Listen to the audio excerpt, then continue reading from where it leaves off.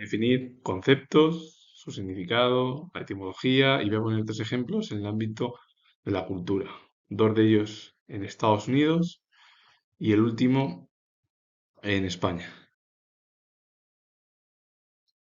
La soberanía es el poder supremo, autoridad absoluta e independencia que posee un Estado, nación o pueblo para autogobernarse, dictar sus propias leyes y gestionar los asuntos sin interferencias externas.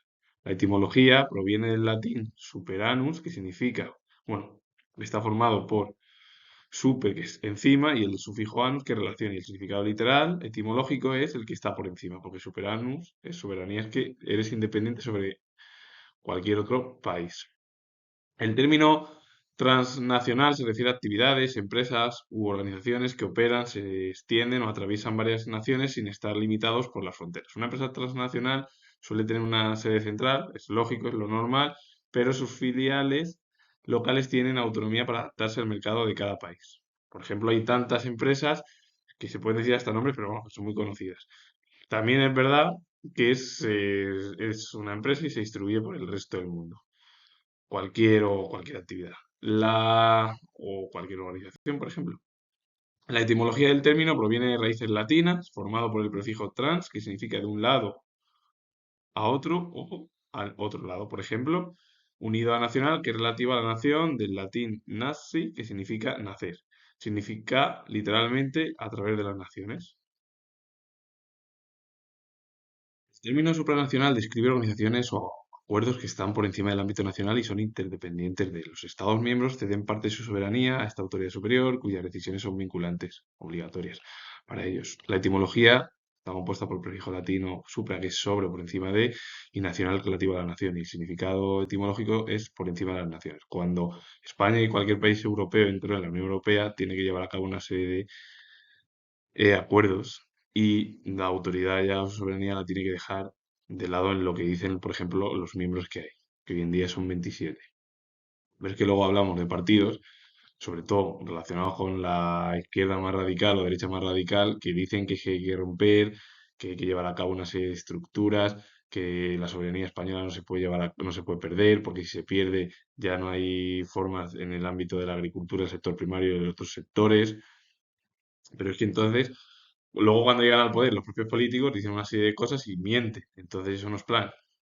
Y lo que tienen que hacer los políticos es centrarse un poco más en el cuidado de la gente y no en el cuidado propio y sobre todo para sus bolsillos y llevarse todo el dinero. Porque es una vergüenza, porque luego pasa que no es que no se pueden hacer ciertas cosas, ¿por qué? Porque no hay dinero o a lo mejor porque se llevan los propios políticos el dinero. Entonces, mi opinión siendo historiador es que cuando alguien suba al poder, de verdad, que no diga una serie de cosas y luego engañe o cambie de opinión, que me da igual, sobre todo algunos partidos que quieren subir, como están hablando mucho, que dicen, no, es que yo cuando llegue al poder voy a cambiar todas las formas burocráticas de Bruselas y voy a romper relaciones. Entonces, para eso te marchas de la Unión Europea y vuelves otra vez al pasado con la peseta, que parece ser que algunas formas políticas es lo que gustan de eso de saltarse, pero así es la estructura.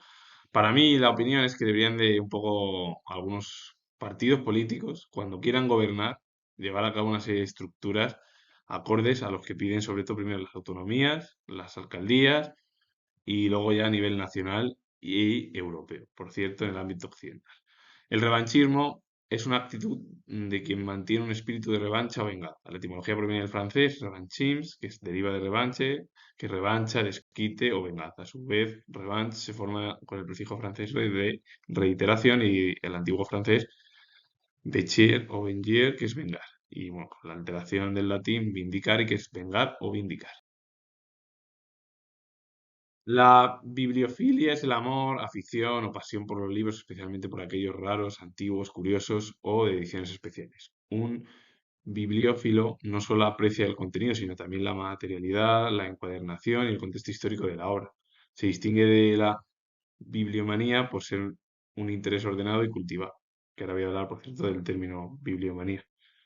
La etimología del término proviene del griego, deriva del griego, está formado por biblión, que significa libro o rollo de papiro, es decir, papel, y filein, que es amar. El sufijo ia es cualidad. Literalmente, el término significa amor por los libros. La bibliomanía es la propensión exagerada, obsesiva y compulsiva a coleccionar y acumular libros, a menudo sin intención de leerlos o estudiarlos. A diferencia del bibliófilo, el bibliómano puede acumular libros hasta el punto de que puede afectar a su salud, a sus finanzas e incluso a sus relaciones sociales. La etimología, como lo de bibliofilia, también proviene del griego, se compone de biblión, que significa libro, y manía es locura, furia, excitación u obsesión. Y el significado literal del término significa locura, pasión incontrolable por los libros. A diferencia del otro, que es la bibliofilia, es un amor por los libros. Lo otro es una pasión incontrolable, una locura, una obsesión, una excitación por los libros. El coleccionismo es la actividad o afición de reunir, agrupar y organizar ordenadamente objetos de una misma clase, en este caso libros, por su valor especial, rareza o interés romántico. El coleccionismo de libros busca preservar, estudiar y disfrutar de la historia material del libro. La etimología proviene del latín, se formaba con el prefijo con, que significa todo junto, lectus es elegido, el sufijo tío, que es ción, que significa en realidad acción y efecto, y por último ar, que es del verbo. Y a partir de ahí el término deriva de colligere, del latín, y ¿qué significa colligere? Reunir o recolectar. La ciberseguridad es la práctica de proteger de equipos, redes, aplicaciones de software, sistemas críticos y datos de posibles amenazas digitales. Las organizaciones tienen la responsabilidad de proteger los datos para mantener la confianza del cliente y cumplir la norma. ¿Qué es la ciberseguridad? Proteger todo lo que, por ejemplo, tenga el ciudadano y que compre a través, por ejemplo, de Internet o de otras formas. El despotismo fue un régimen político ilegítimo, a menudo descrito como tiránico, en el que un soberano, que es un déspota, gobierna sin restricciones legales, por propia voluntad y capricho. Se caracteriza por el uso de poder y la sumisión completa de los súbditos. La etimología proviene del griego déspote, que significa amo, dueño o señor absoluto de una casa o hacienda. Se compone de dema, que significa casa, y poti, que es poderoso, indicando un control absoluto similar al de un amo sobre sus esclavos, porque el despotismo en realidad es una manera que se llevó a cabo en el ámbito de, sobre todo, de las dictaduras, de las monarquías, con el objetivo de que el monarca era todo lo que era, y a partir de ahí el resto del pueblo eran los amos. Y quien hiciera algo en contra, pues ya sabe que tenía algún problema, o había herejías que iban contra las religiones, o lo quemaban vivo, desgraciadamente, porque el ser humano es así, tan revanchista y encima además lleva a cabo a problemas luego entre sus propias estructuras. El absolutismo, políticas me refiero, el absolutismo fue un sistema político propio del antiguo régimen, pues todo el periodo de la moderna, entre los siglos XVI y XVIII, donde el monarca concentra el poder del Estado, legislativo, ejecutivo y judicial, que sería también como una dictadura. Igual, una monarquía absolutista y una dictadura es lo mismo, sin límites legales, justificando su autoridad generalmente por derecho divino. La etimología deriva del latín absolutus, que es participio de absolvere, que es soltar o desligar, y significa desligado o suelto de las leyes humanas o subordinaciones. El absolutismo es la doctrina que favorece un gobierno suelto de atadura, es decir, el monarca puede hacer lo que le dé la gana, sin necesidad de pedir disculpas, salvo a la deidad, como hacían antiguamente.